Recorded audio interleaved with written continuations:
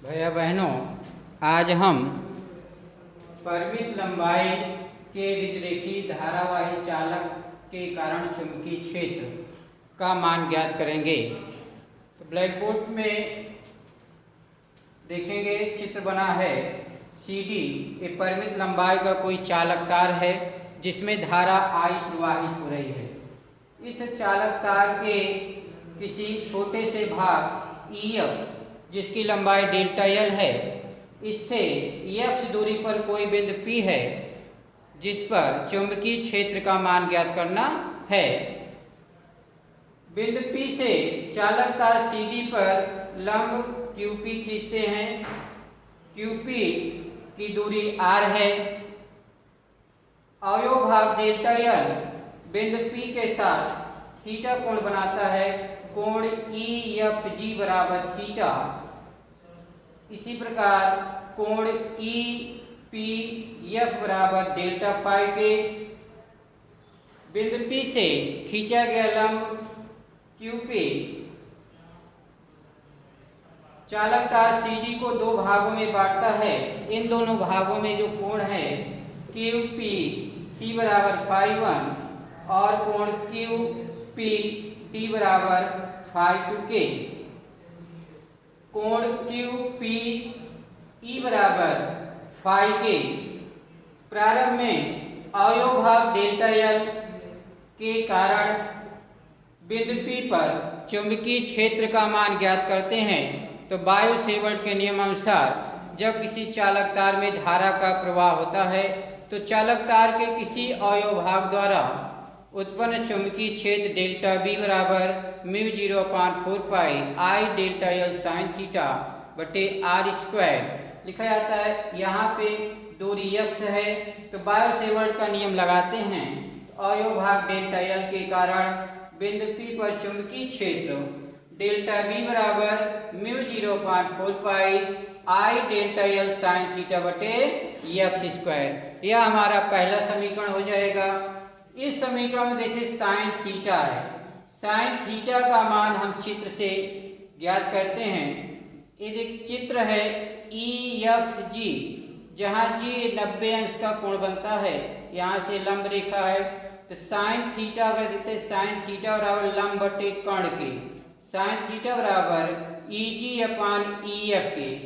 तो sine theta EG/EF, EG बटे EF की लंबाई अवयव भाग की डेल्टा L है तो साइन थीटा बराबर EG/डेल्टा L या EG बराबर डेल्टा L साइन थीटा के।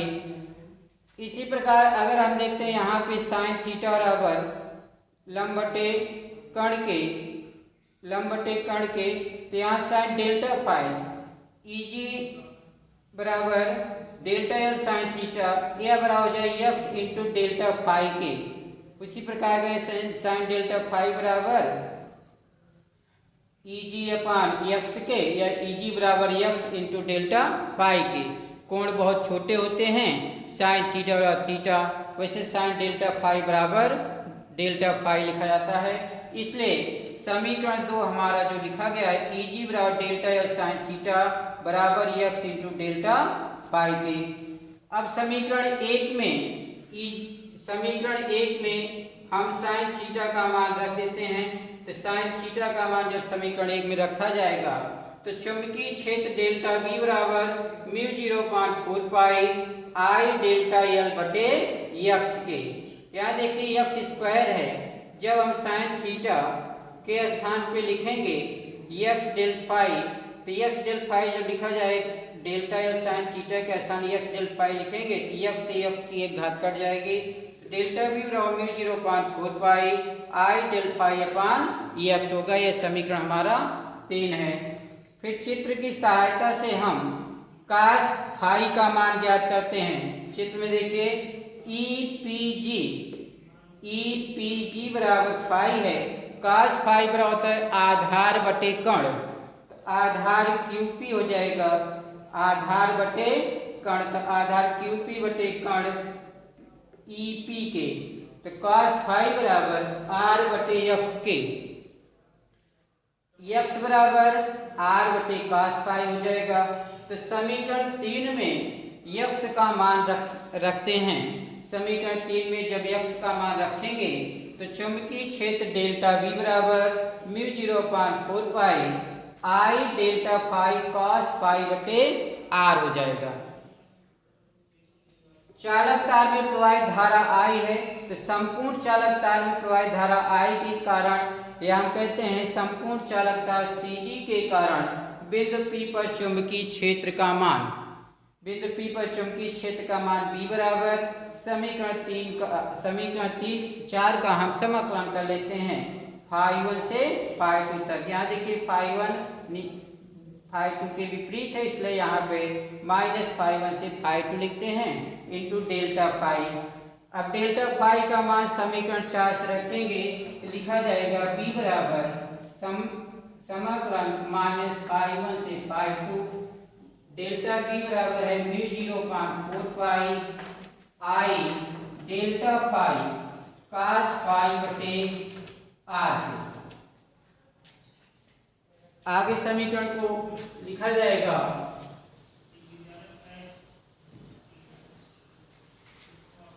B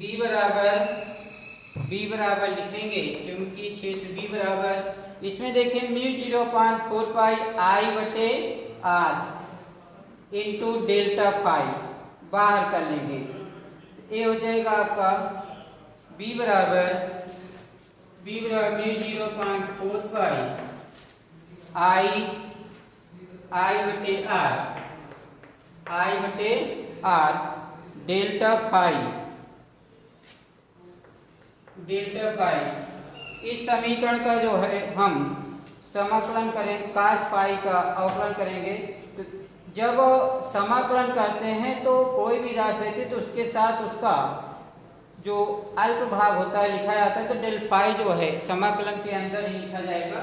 तो समाकलन लिखेंगे -φ1 से φ2 cos phi into delta phi के, तो B बराबर μ0/4 पाई I बटे r समाकलन -φ1 से φ2। इस लाइन में हम समाकलन का मान लिखते हैं, तो जैसे cos फाई का होता है sin फाई, तो cos फाई का मान लिखेंगे sin फाई, इसका मान बदलेगा -φ1 से φ2 के, तो B बराबर μ0/4 पाई I बटे r। एक बार ऊपर वाला मान φ2 का मान sin फाई में रखा जाएगा, दूसरी स्थिति में φ1 का मान लिखते हैं, तो sin φ2 माइनस, अब यहाँ देखिए sin फाई है, फाई के साथ माइनस sin φ1 लिखा जाएगा -sin φ1 के, तो B बराबर μ0/4 पाई I बटे r समीकरण sin φ2 माइनस sin -φ1 है, तो sin माइनस थीटा बराबर -sin थीटा लिखा जाएगा, तो sin a यहाँ पे प्लस आ जाएगा, प्लस sin φ1। तो परिमित लंबाई के कारण चुंबकीय क्षेत्र B का मान B बराबर μ0/4 पाई I बटे r sin φ2 माइनस sin φ1 होगा। यह समीकरण आ गया। अब विशेष स्थिति में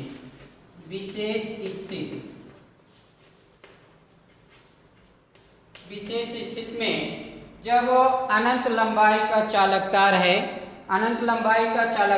तो φ1 और φ2 बराबर 90 अंश लेने पर, प्रथम विशेष स्थिति में जब हमारा चालक अनंत लंबाई का है, तो जब तब φ1 बराबर φ2 बराबर 90 अंश, φ1 बराबर φ2 बराबर 90 अंश लेंगे, तो चुंबकीय क्षेत्र B बराबर μ0/4 पाई sin 90 अंश प्लस sin 90 अंश, इसका मान हो जाएगा sin 90 अंश का मान 1 होता है, तो B बराबर μ0/4 पाई I बटे r, यहाँ देखिए I बटे r नहीं लिखा गया है, आई बटे आर।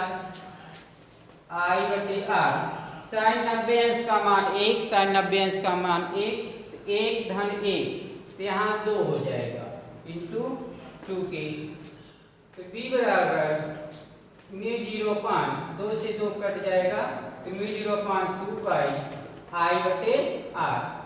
अनंत लंबाई के चालक के कारण किसी बिंदु पर चुंबकीय क्षेत्र का मान होता है b बराबर μ0 2 पाई आई बटे आर के। और दूसरे विशेष स्थिति में जब चालक तार सीधी से r दूरी पर बिंदु P है तो चुंबकीय क्षेत्र का मान क्या होगा? इस स्थिति में φ1 बराबर पाई बटे 2 तथा φ2 बराबर 0 अंश लिया जाएगा। तो जब φ1 का मान पाई बटे 2, φ2 बराबर 0 अंश होगा, उस स्थिति में चुंबकीय क्षेत्र B बराबर चुंबकीय क्षेत्र